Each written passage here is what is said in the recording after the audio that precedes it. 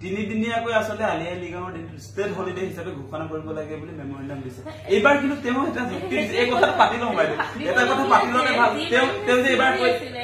এতিয়া কিয় তেওঁ মানে এই ক্ষেত্ৰত মানে তেওঁ নিমাত হৈ আছে নিমাত হোৱাৰ উপৰি এটা কথা কৈলে বোলে আমাৰ চাকৰিয়াল নাই সেই 1984 যে আপুনি 3 দিন চাকৰিয়াল তেওঁ কৈ দিলে এইবাৰ চাকৰিয়াল থকাৰ পাছত নাই বুলি মানে আমাৰ মানুহবিলাকক অকৰা পাইছে সম্ভৱ অকৰা পাইছে হুজা পাইছে সেইকাৰণে তেওঁ ডাইভাৰ্ট কৰিবৰ কাৰণে আমাৰ মানুহক সেই কথাটো ভৰাই দিছে মগজু দিয়ে ছেটিং কৰাই দিছে আলি আই লৃগাং ৰাজ্যিক বন্ধ যিটো কথাটো কৈছে এইটো অসম কেবিনেটে ল'ব পৰা এটা সিদ্ধান্ত গতিকে অসম চৰকাৰৰ পৰা আমি বিচাৰিছো অসম চৰকাৰ সংগঠনক আমাৰ এতিয়াও স্পষ্ট কৰি দিছো মিচিং জনগোষ্ঠীৰ সচেতন ৰাইজ কোনো সংগঠন নহয় কিন্তু এটা কথা স্পষ্ট মিচিং জনগোষ্ঠীৰ সচেতন ৰাইজ ৰাহুল গান্ধীও আহিব পাৰিব আমাক সমৰ্থন দিবৰ কাৰণে নৰেন্দ্ৰ মোদীও আহিব পাৰিব মানে চবৰ কাৰণে দুৱাৰ খোলা আছে ৰাইজ বোলা বস্তুটো বেলেগ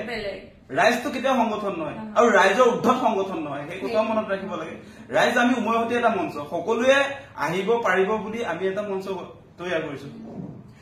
এটা কথা কব পাৰো যি 6 সংগঠন আছে তেওঁলোকে যদি সঁচাকে জাতিটোক ভাল পায় তেতিয়াহলে এই ভাগ নীতিবিলাক বন্ধ কৰক আৰু যিটো মেইন ইস্যু আছে সেইটোত লাগক আৰু আপোনালোকেও জাতিৰ হকে মাতক কাৰণ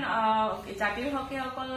সংগঠন কৰি থাকিলে বা চৰকাৰৰ তলত বা তেওঁলোকৰ লগত মিলি পেলাই কিছুমান কাম কৰি থাকিলে জাতিৰ নহয় কাৰণ আপোনাৰহে উন্নতি হৈছে জাতিটোৰ উন্নতি হোৱা নাই